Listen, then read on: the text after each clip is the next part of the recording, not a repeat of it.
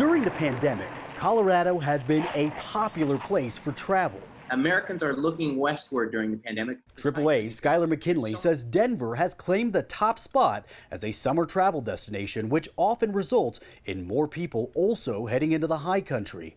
But travel has recently been more difficult as CDOT closed a large stretch of I-70 because of wildfires. I think the next couple of weeks are going to be among the busiest on Colorado roadways precisely because all these factors come together. You know, I-70 is our major east-west route. Greg Fulton, president of the Colorado Motor Carriers Association, says the closure is particularly hard on truck drivers. We don't have many alternate routes. It's not easy. They're detours.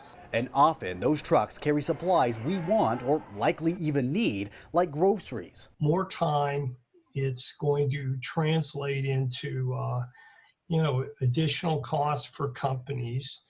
And the more time means there's probably some delays in receiving some of the products. Safeway says their trucks have done some rerouting, but so far aren't experiencing significant delays. Meanwhile, King Soopers says they anticipate between a 2 and 8 hour delay for their deliveries. In January, CDOT created a freight office, which spokesperson Presley Fowler says is specifically designed to help these drivers. And they've got a team working directly with these truckers who maybe have questions, or the stakeholders that reach out and are asking about detour routes. Drivers can also access this information on CDOT's website. Jordan Chavez, 9 News.